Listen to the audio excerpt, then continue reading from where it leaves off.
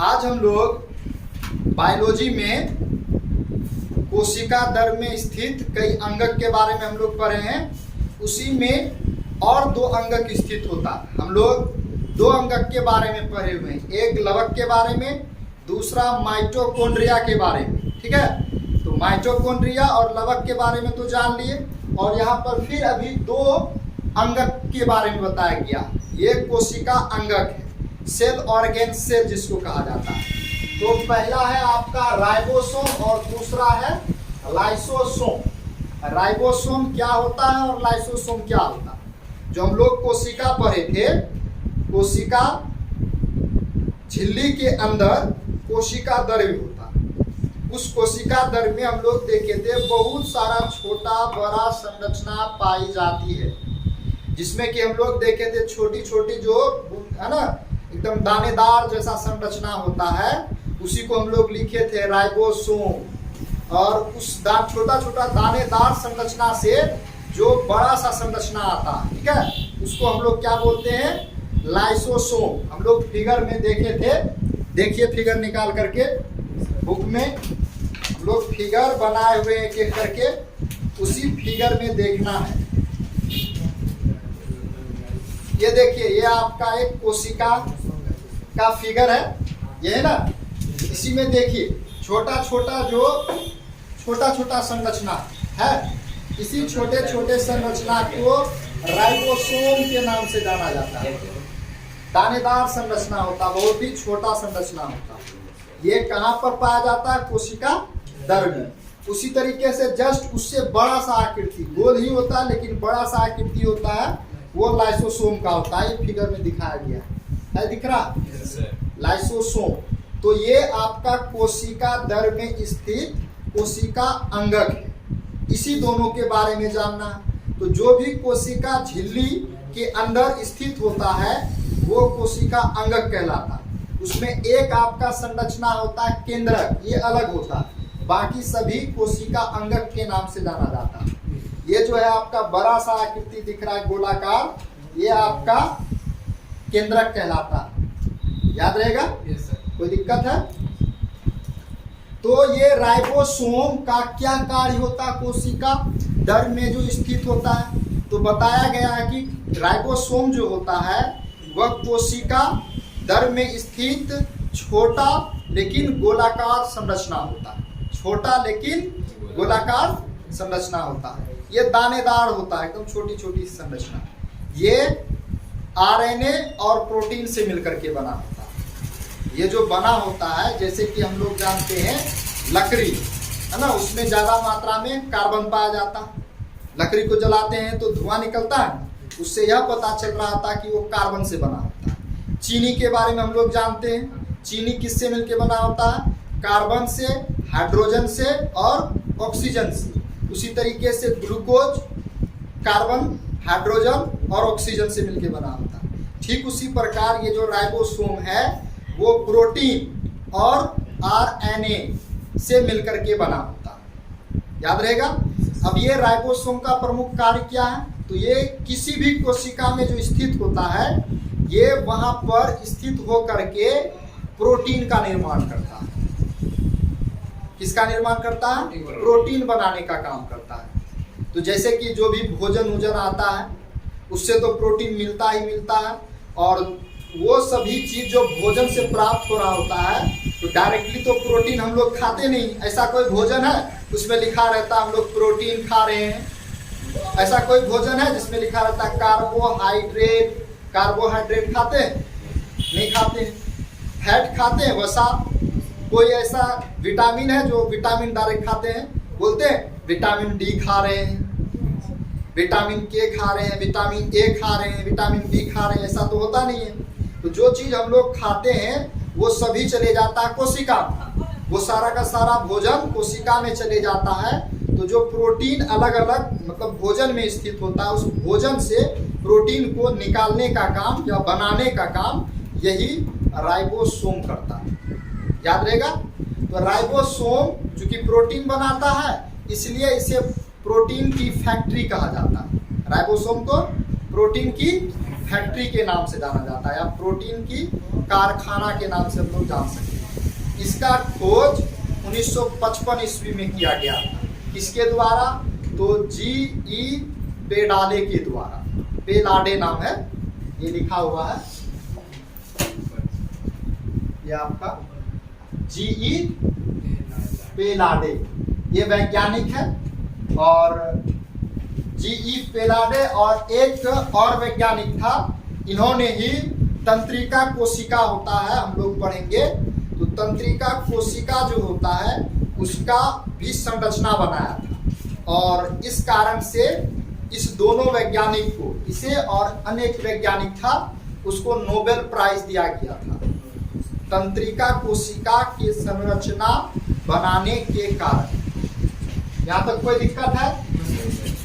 Ribosome क्या है, किससे बना है, ये याद रखना है आपको। इसका प्रमुख कार्य प्रोटीन का निर्माण करना है। इसे प्रोटीन की फैक्ट्री भी कहा जाता है। इसकी खोज 1955 में G.E. पेलाडे के द्वारा किया गया था। दूसरा संरचना है आपका लाइसोसोम। लाइसोसोम क्या है?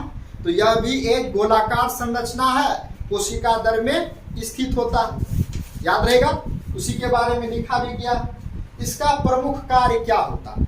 अब हम लोग जानते हैं कि हम लोग बहुत सारा भोजन खाते हैं, तो जो हमारे लिए क्या होगा, उपयोगी होगा, तो उसका तो इस्तेमाल करेगा शरीर। जो अनुपयोगी होगा यानी कि अपशिष्ट पदार्थ, वो कहाँ जाएगा? और बहुत सारा जो कोशिका के अंदर में बहुत सारा अंगक होता है, वो कभी कभी कमजोर हो जाता है। कमजोर हो जाने के कारण टूट फूट जाता है।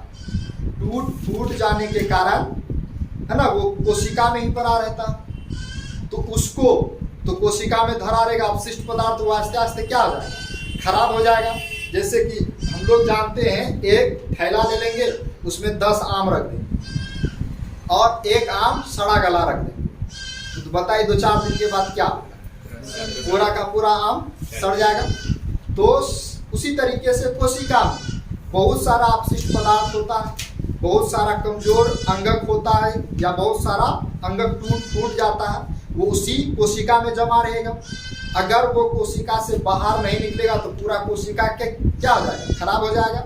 तो राइबोसोम यानी कि लाइसोसोम जो है आपका, जितना भी अपशिष्ट पदार्थ है या जो भी टूटा फूटा अंगक है, उसको नष्ट करने का काम करता है। कोशिका में स्थित टूटे फूटे अंगक होगा या अपशिष्ट पदार्थ होगा, या बाहर से कुछ जीवाणु विषाणु हमला कर देता है शरीर पर, आक्रमण कर देता है, वो चले जाता है शरीर के अंदर, तो कोशिका में जाता है, उसको भी नष्ट करने का काम ये लाइसोसोम कर देता है। लाइसोसोम में आपका एंजाइम पाया जाता है, पाचक एंजाइम, जो उसको पचाता है। तो इस कारण जितना भी अपशिष्ट पदार्थ होता है उसको क्या करता है, नष्ट कर देता है। वो उसी चीज़ों को यहाँ पर लिखा गया है। इसमें पाचक एंजाइम पाया जाता है, और ये जो है आपका RER के द्वारा निर्माण होता है। पाचक एंजाइम जो लाइसोसोम में उपस्थित होता है, वो पाचक एंजाइम कहाँ से प्राप्त होता है? तो RER एक अंगक है, वो हम लोग नेक्स्ट डे पढ़ेंगे, ठीक। तो इससे पाचक एंजाइम उत्पन्न होता है या निर्माण होता है। वो पाचक एंजाइम पतला नलिका के द्वारा लाइसोसोम के साथ घिरा होता है। जैसे मान लीजिए कि ये लाइसोसोम है, गोलाकार संरचना, इसी के ऊपर जो है ER लगा रहता है, ठीक है। तो इसी से जो निर्माण होता है उसके अंदर ये पतला पतला झिल्ली टाइप का थैली होता है, इस तरीके का। RER बोलिए या ER बोलिए, हम लोग इसके बारे में नेक्स्ट डे पढ़ेंगे। तो इससे एक नली के द्वारा इसके अंदर वो पाचक एंजाइम चले आता है। अब एक पाचक एंजाइम इसके अंदर चले आता है, तो इसका कार्य हो जाता है क्या चीज, अपशिष्ट पदार्थों को नष्ट करना। समझ में आ रहा? ये बाहर से आए हुए जीवाणु और विषाणु को भी नष्ट करता है। तो इस क्रम में कभी कभी क्या होता है, ऐसा घटना देखा गया है कि कोशिका हमेशा विभाजन करता है। हम लोग पढ़े, है ना, हम लोगों के शरीर में, है ना, प्रत्येक सालाना पूरा का पूरा कोशिका बदल जाता है। अभी जो भी कोशिका होगा हमारे शरीर में, वो कोशिका अगले साल नहीं मिलेगा, वो नया कोशिका बन जाएगा। कोशिका जो होता है बढ़ते रहता है, प्रत्येक 2 भागों में टूटते रहता है। तो जब वो टूटता है, अलग अलग भागों में बढ़ता है, तो लाइसोसोम जो होता है वो फट जाता है। लाइसोसोम फटता है तो उसके अंदर पाचक एंजाइम पाया जाता है। पाचक एंजाइम पाए जाने के कारण वो किसी में भी चले जा, दोनों कोशिका में भी हो सकता है। एक कोशिका था, वो टूट करके क्या बनेगा, दो कोशिका बनाएगा, तो जिसके कारण लाइसोसोम फटेगा तो वो दोनों कोशिका में हो सकता है चले जाए या एक ही कोशिका में चले जाए। तो पाचक एंजाइम क्या करता है, उस पूरे के पूरे कोशिका को ही निकल जाता, खा जाता। समझ में आ रहा? वो पाचक एंजाइम जो लाइसोसोम में स्थित होता है, कभी कभी पूरे के पूरे कोशिका को ही नष्ट कर जाता है या खा जाता। इस कारण से लाइसोसोम को आत्महत्या की थैली या आत्मघाती थैली के नाम से जाना जाता। याद रहेगा, वही चीज आपको इंफॉर्मेशन दिया गया है ना, आत्मघाती या आत्महत्या की थैली। इसका कारण ही वही बताया गया, कोशिका जो है ना क्षतिग्रस्त हो जाता है बढ़ने के कारण, अलग अलग भागों में क्षतिग्रस्त होने के कारण लाइसोसोम जो होगा कभी कभी फट जाता, क्योंकि गोलाकार संरचना होता, विभाजन की क्रिया में कहीं बीचे बीच भाग में चले जाता हो, इस कारण से फट जाता है। इससे है ना लाइसोसोम पूरी कोशिका को ही निगल जाता है, यानी कि खा जाता है। समझ में आया? कोई दिक्कत है? अब देखिए जो RER बोले हम लोग, ये क्या चीज है? तो RER को इंग्लिश में रफ एंडोप्लाज्मिक रेटिकुलम के नाम से जानते हैं, और हिंदी में ये खुरदरी अंतःप्रदर्वी जालिका होता है। हम लोग पढ़ेंगे ये एक प्रकार का खुद एक अंगक, अंतःप्रदर्वी जालिका। अंतःप्रदर्वी जालिका को दो भागों में बांटा जाता है, एक खुरदरी होता है और एक चिकनी होता है। एक यानी कि ऊपरी सतह जो होता है खुरदरा होता है राइबोसोम उपस्थित होने के कारण, एक चिकना होता है पूरा का पूरा ऊपरी परत, ठीक है, उसके ऊपरी परत में राइबोसोम का कण नहीं पाया जाता। तो हम लोग नेक्स्ट डे इसी के बारे में पढ़ेंगे। इतना समझ में आया कि ये राइबोसोम क्या है और लाइसोसोम क्या है? याद रहेगा?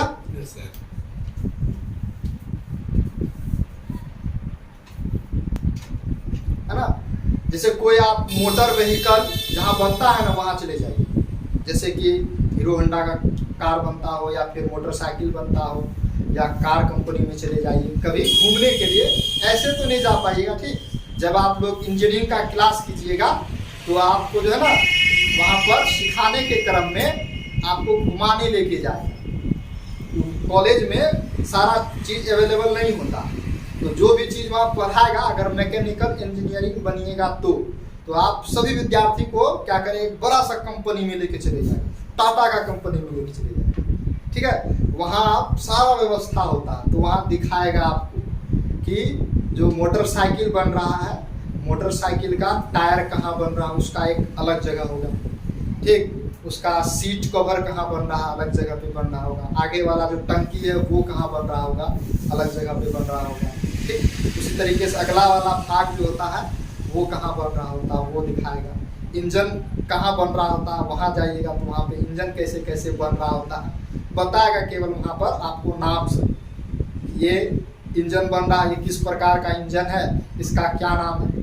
तो एक वाहन कई अलग अलग टुकड़ी में मिल करके रहता, तब उन सभी टुकड़ी में अलग अलग जगह पे अलग अलग मशीन लगा रहता, सबका अलग अलग काम होता, वो सभी बनता है अलग अलग जगहों पर। एक जो है ना सीढ़ी नुमा मशीन लगा होता है, वो सभी मशीन जो होता है क्या करता, जितना भी सामान बना उस मशीन पे आता, आने के बाद चले जाता दूसरे जगह पर, एक इंजीनियर के पास जाएगा तो वो इंजीनियर उसको उतारता है, उसको फिर क्या करता है जोड़ने का काम करेगा, या तो मशीन के द्वारा जोड़ा चले जाएगा या तो व्यक्ति उसको जोड़ता है, मशीन के ही द्वारा जोड़ा जाए, क्योंकि एक दिन में जो है ना हजारों हजार मोटरसाइकिल वहाँ पे क्रिएट किया जाता है। अब व्यक्ति अगर जोड़ेगा तो पता चलेगा दिन भर में एक नहीं जोड़ता, ठीक है, इसीलिए सारा का सारा काम मशीन के द्वारा किया जाता है। तो इसलिए उसी तरीके से हमारे शरीर में भी जो भोजन हम लोग खाते हैं वो ऐसा नहीं कि एक ही जगह पर जाकर के पचता, केवल जैसे ही पेट में गया तो उस पर हल्का सा काम होता है, आपका एक एसिड उत्पन्न होता है अमाशय में, स्टोमक में, वो भोजन पर जो भी बाहरी बैक्टीरिया जीवाणु हाथ में लगा हुआ रहता है वो जाएगा, उसको मारने का काम करता है। और हम लोग जो भोजन को चिबाते हैं उसको तोड़ने और भी उसको महीन महीन तोड़ने उड़ने का काम करता है, तोड़ उड़ देता है। और फिर ये सभी भोजन जो है क्या होगा, किसमें चले जाएगा, रक्त में मिल जाएगा।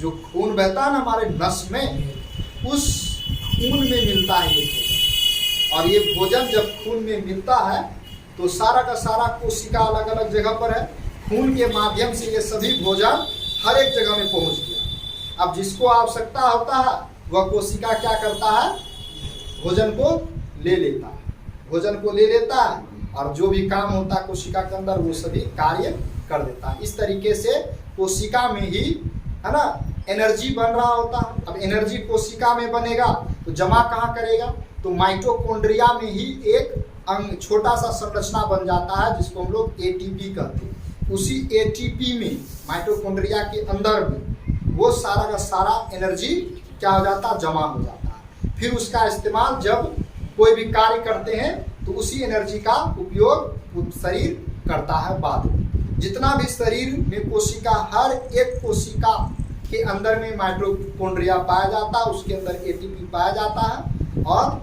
उसमें ऊर्जा संचित होता है। समझ में आ रहा, कोई दिक्कत?